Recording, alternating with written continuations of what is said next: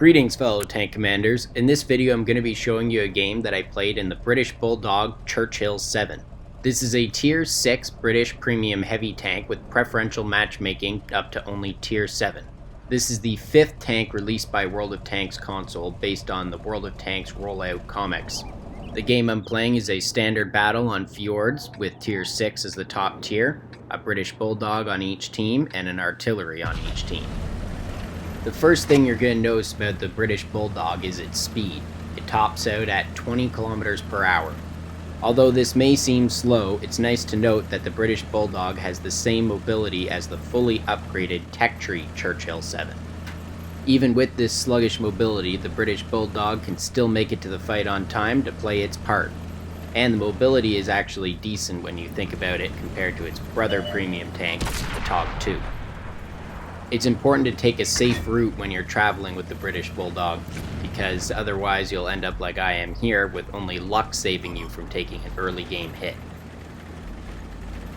The British Bulldog is best played in close quarters combat, where it can make use of its strong armor and fast shooting gun to crush the enemy. It's important to note that the British Bulldog does not have the same fully upgraded gun as the Churchill VII, which is why it was given preferential matchmaking. It has a similar gun to that of the Churchill VII Tech Tree variant in one of the lower packages, except that it has a slightly higher rate of fire, a shorter aim time, but worse accuracy. The penetration and damage values stay the same though. Overall, the gun performance is extremely good considering this tank only has to fight up to tier 7. You will still want to switch to APCR shells though for dealing with heavily armored tanks like the IS. My choice to come to this side of the map has really paid off so far. I've already destroyed one enemy and I'm getting some great damage and bouncing lots of shots.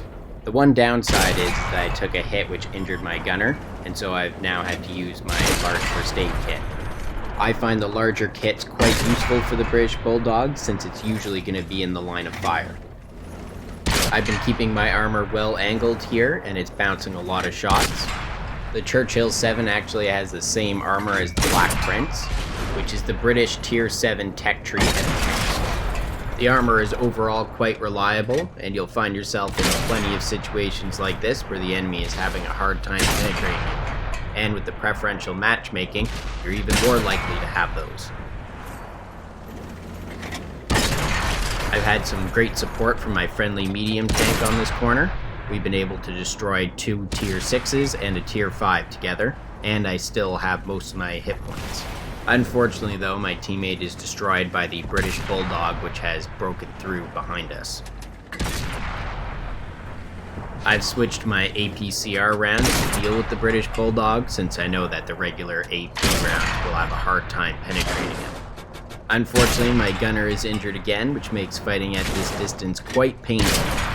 I'm really wishing I had the jack of all trades 2 skill at this point, which allows the tank commander to take over the gunner's position, which means that you don't suffer from the reduced accuracy.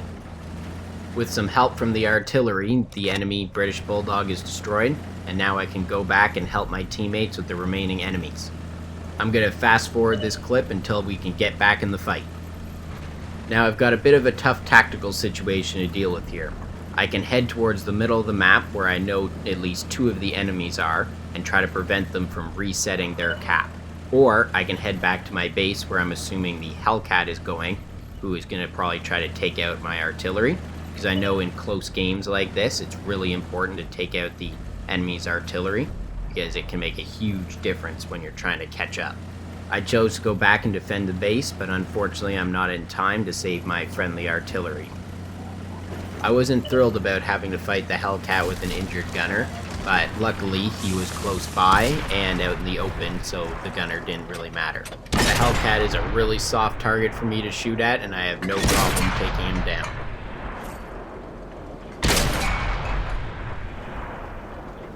With my base successfully defended, the enemy KV-1S tries to go back and defend his base, but my friendly AT-8 manages to destroy him, and we win the game. Now let's check the post-game stats and see how I did. For this game, I earned 71,000 silver. That's with a 25% multiplier from the I Will Survive op. And I also used my large first aid kit. I earned 2,928 experience with no multipliers. It's good to note that the British Bulldog has a 45% silver earning bonus and a 30% XP earning bonus. In this game, I managed to destroy 3 enemy vehicles, deal 2,392 damage, assist with 60 damage, and I blocked 1,105 damage. I was awarded High Caliber and Mastery Badge Ace Tanker for this performance. I placed at the top of my team, earning a base XP of 1,501. I managed to hit 22 of my 31 shots and penetrate 20 of those. In terms of crew and module damage, I managed to injure the driver on the Jackson. I damaged the ammunition and injured the radio operator on the T1 Heavy. And I injured the Hellcat's driver. Well, that's all for this game. I hope you enjoyed it and that my first impressions will help you to decide if the British Bulldog is a good purchase for you. Stay tuned for more awesome World of Tanks videos.